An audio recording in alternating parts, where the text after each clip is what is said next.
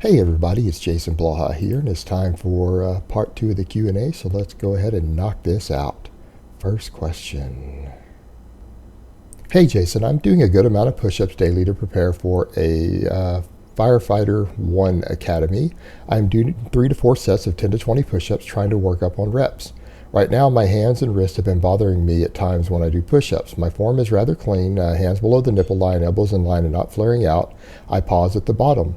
Are there any common push-up form mistakes that could be causing this discomfort? Thanks.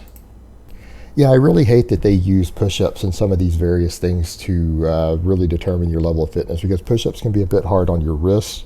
What I'm going to recommend, because you'll still get the specificity that you want without putting that same strain on your wrist, I'm going to recommend that you start stretching your wrist more. You can do that by taking your fingertips and pressing them together and lifting your elbows and stretching your wrists several times a day. That's going to help you with the mobility and flexibility there, because that could be messing with you on those push-ups.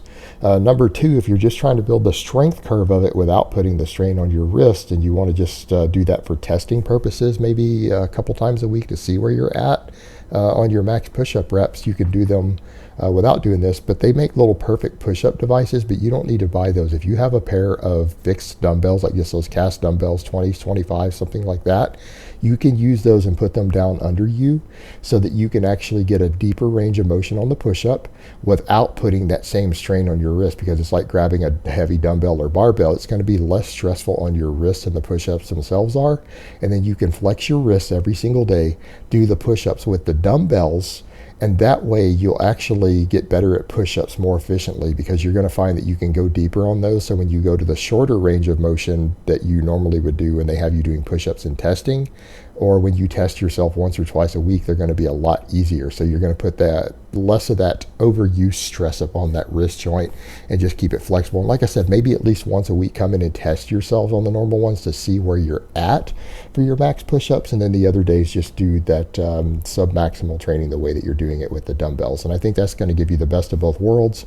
It's going to let you pass your push-up test with flying colors easier without putting that stress on your wrists. So hopefully that helps you out, and best of luck with your firefighting career. I think that is a noble profession, and we need more people willing to do work like that. All right, next question. I've lifted for almost 20 years and still struggle to pick weights for the working sets. Honestly, anything over 80 kilograms on big compounds just feels heavy when pyramiding up. 100 kilogram squat doesn't feel lighter easier than 140 kilograms. Form is just better if it's lighter. You know, I totally get that, brother. Like for me on deadlifts, because I deadlift almost every single workout session, I usually do a warm-up set with 405 before I jump up to 500-ish. And for me personally, I can't tell them apart on the first few reps.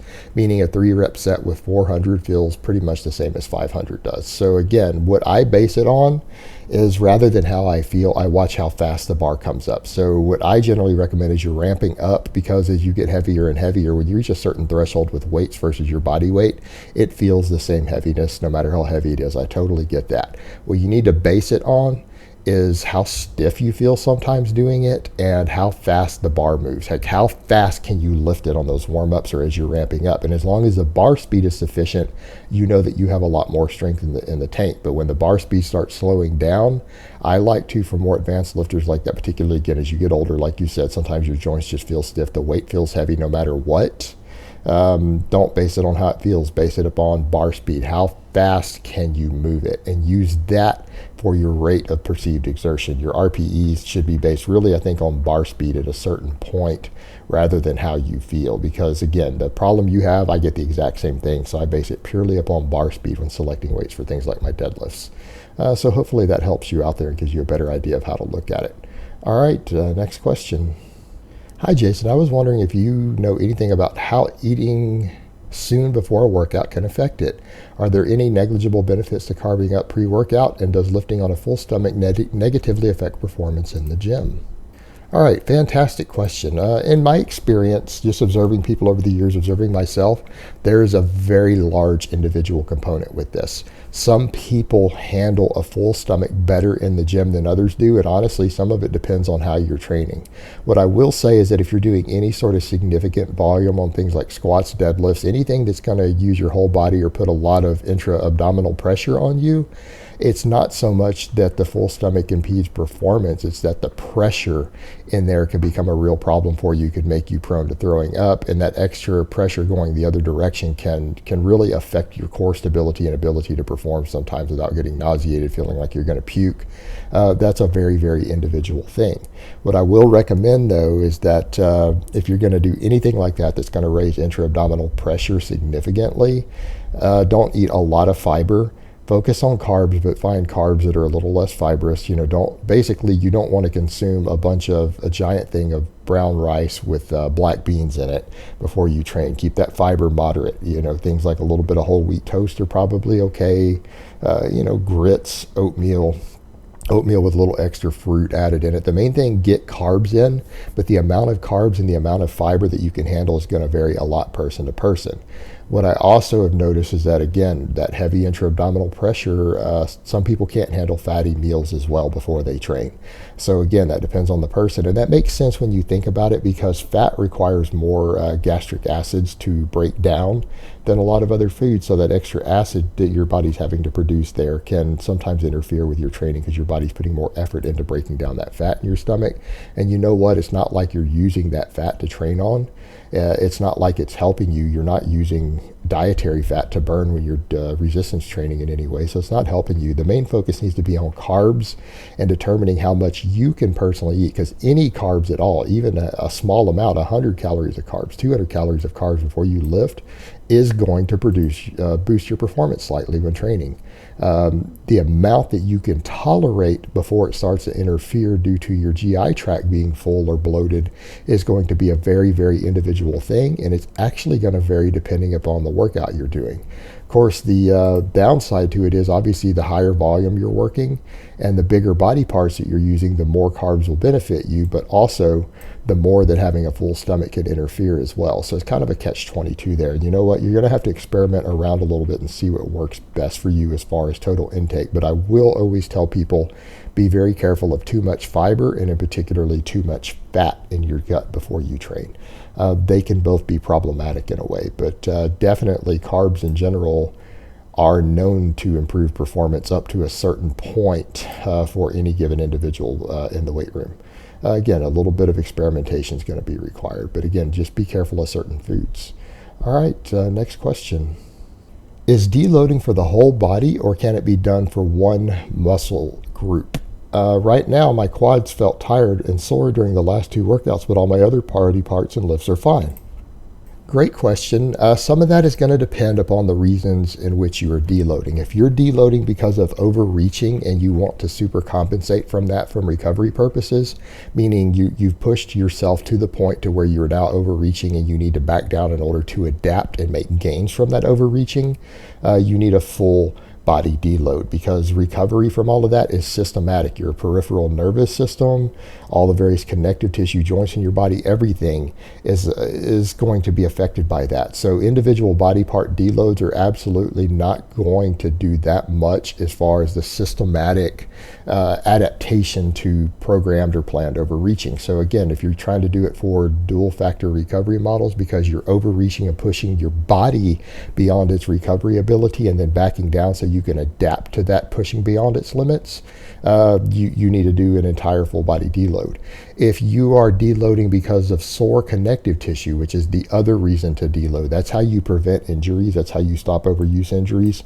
You're getting connective tissue that's getting inflamed, you really only have to deload the body parts that are doing that. But here's the catch. You need to deload every exercise that hits that connective tissue. For example, let's say your elbows are starting to hurt and you only deload your chin-ups and bicep curls and maybe your tricep work, but you continue to deadlift heavy. That deadlift is putting a very, very large amount of stress upon your bicep tendons, those lower insertions. So by failing to deload your deadlift as well, or anything in which you grip and pull the bar heavy, even shrugs, by failing to deload those as well, you're continuing to put that stress on the connective tissue and you're still not allowing it to recover. So it can become problematic when you only do single body part deloads without factoring in that, hey, a lot of other exercises are still stressing that connective tissue. Because again, deloads are one of the ways that you prevent connective tissue injury, connective tissue tendonitis, all of these other things from excessive overuse without giving them time to recover. recover. So it gets a little tricky. In some cases, if you're getting sore connective tissue in one place, you might start getting it in other places very soon also. So you still might want to consider a full body deload. But remember, if you do a single body part deload, you need to make sure that all the exercises that stress that connective tissue get deloaded as well, not just the isolation movements or specific ones. You need to look at it really closely. And what you're going to find is that a lot of your big compounds are still going to get deloaded anyways. Perfect example, the deadlift. If your elbows and biceps are hurting, you're going to have to deload the deadlift still. So again, it's going to be specific to what you're trying to do. So the answer is both, but it really depends. All right, next question and last question of the week. On your linear block hypertrophy program, when you move on to a new phase, are you supposed to hit all the reps out of the gate? Or is it realistic to miss a rep or two on the first day and then work to getting all the reps by the end of the block?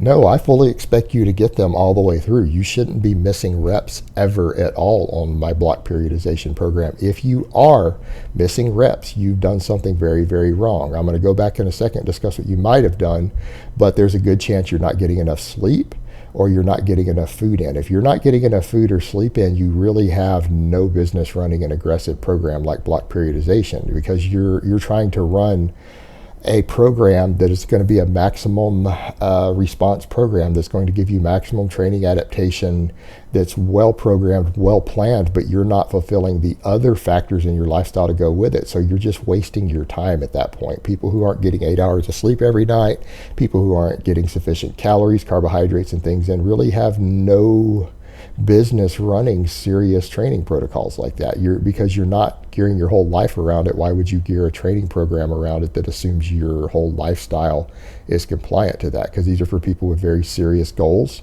who are willing to put in very serious work. And that's okay if you're not. If you're not willing to eat and sleep and do everything that you need to run a program like that, that's okay. It doesn't make you a bad person. It just means that you're trying to do things in the gym and get the results of something that which your whole lifestyle isn't really geared around, and you need to go on a less aggressive program if that's the case. The other big mistake could be that you didn't honestly assess your 1 rep maxes. Meaning when people test those maxes, for example, I've had a lot of people complain that they knew what their overhead press was and their bench press, but when they do the overhead press on the same day as the bench press in my block program, they're struggling with the overhead press. And my question to them would be, if you had truly tested your bench press on the day that you did the testing to determine what weights to use, you should have been fatigued. And if you did the overhead press the next exercise right after it, shortly after it, like you were supposed to do, you wouldn't be programming your overhead press off of a fresh overhead press rep max. You would be testing it off of one that already accounts for the fatigue, because you're already fatigued from the bench press. So you waited too long on testing day to test your overhead press instead of the amount of time you're going to wait during actual training, and you didn't get a realistic assessment.